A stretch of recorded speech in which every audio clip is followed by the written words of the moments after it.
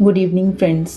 Pursuit of happiness एक बार फिर आप सब लोगों के बीच एक नए डिस्कशन के साथ।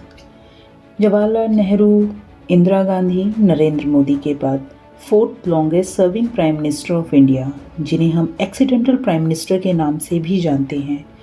शायद अगर ये 1991 में फाइनेंस मिनिस्टर के पद पर ना होते तो ना जाने आज इंडियन इकोनॉमी कैसी होती। मैं बात कर रही हूँ अपने 14 प्राइम मिनिस्टर रह चुके डॉक्टर मनमोहन सिंह जी की। दुखद बात यह है कि अब वे हमारे बीच नहीं रहे हैं। 26 दिसंबर 2024 को 92 वर्ष की आयु में इनका निधन हो गया। उन्होंने नई दिल्ली एम्स में अपनी आखिरी सांस ली। उनका जीवन बड़ा इंटरेस्टिंग रहा।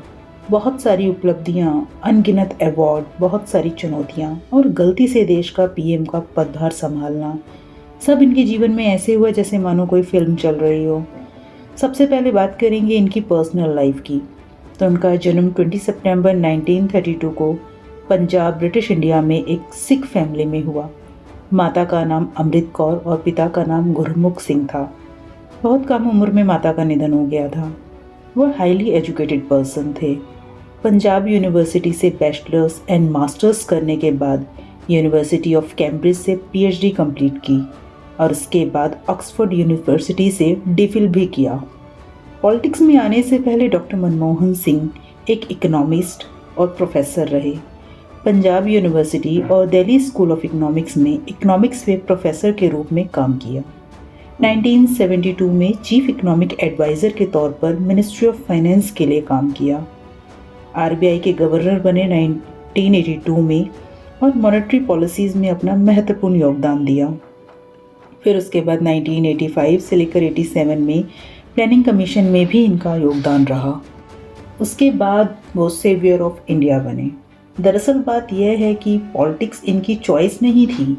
जब 1991 में पीवी नरसिम्हा राव की सरकार बनी तो देश आर्थिक संकट से जूझ रहा था।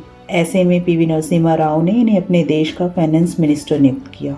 फिर क्या था, जो फैसले आज तक नहीं लिए गए थे, या यूँ कह लीजिए यही वो समय था जब इन्होंने अपनी शिक्षा का पूर्णतः उपयोग किया और लिए देश के सबसे बड़े फैसले, जिन्हें हम एलपीजी रिफॉर्म्स के नाम से जानते हैं।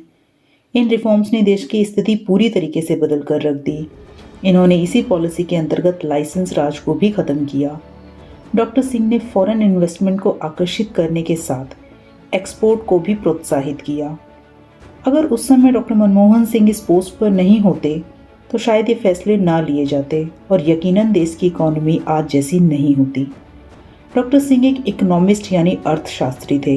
पॉलिटिक्स इनका बैकग्राउंड नहीं था और ना ही इनकी चॉइस, इसलिए शायद इन्हें एक्सीडेंटल प्राइम मिनिस्टर के नाम से जाना जाता है, जिसे गलती से पीएम चुन लिया गया हो। वे 2004 से 2014 तक लगातार 2 बार पीएम चुने गए। दिलचस्प बात यह है कि वे कभी लोकसभा से चुनकर नहीं आए, हमेशा राज्यसभा से चुने गए। प्राइम मिनिस्टरशिप के दौरान बहुत उपलब्धियां हासिल की उन्होंने, चाहे वो बात आर्थिक विकास की हो या इंटरनेशनल रिलेशन में सुधार की हो या फिर यूएस के साथ हमारी न्यूक्लियर डील का फाइनलाइजेशन हो। पीएम रहते हुए उन्होंने कई बड़े फैसले लिए, जैसे शिक्षा का अधिकार, सूचना का अधिकार, मनरेगा।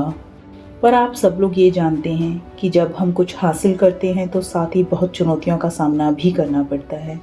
हर पॉजिटिव चीज़ के साथ कुछ नेगेटिव होता ही है। इनके कार्यकाल के दौरान बहुत से घोटाले सामने आए, जैसे 2G घोटाला, कोयला घोटाला, आदर्श सोसाइटी घोटाला। पर फिर क्या, चुप रहना इनकी आदत भी थी और इनका व्यक्तित्व भी। शायद इसीलिए जवाब देना ज़रूरी नहीं समझते थे और इसका शांत रहना इनकी छवि पर एक नेगेटिव असर भी डालता था। जब उनकी सरकार पर घोटाले के आरोप लगाए जा रहे थे तब कभी ना बोलने वाले डॉक्टर मनमोहन सिंह ने 100 से ज़्यादा पत्रकारों से बात करते हुए कहा कि मैं चाहता हूं कि मीडिया, अपोजिशन और इतिहास उनके प्रति उदार रहे। और आज जब वो हमारे बीच नहीं हैं, पूरे 10 साल के बाद उनकी ये बात सच साबित हुई। आज हम सब उनके लिए उदार हैं। अपने जीवन काल में अनगिनत अवार्ड हासिल करने वाले डॉक्टर सिंह एक्चुअली में सेवियर ऑफ इंडिया थे। उनके ऊपर 2019 में एक किताब द एक्सीडेंटल प्राइम मिनिस्टर के नाम से प्रकाशित हुई थी। भारत सरकार ने उन्हें 1987 में पद्म विभूषण से नवाजा था और अब वो शख्स हम हमेशा के लिए हमें अलविदा कह चुके हैं। दोस्तों, अगर मेरी वीडियो पसंद आई हो तो लाइक एंड सब्सक्राइब करना ना भूलें। Thank you.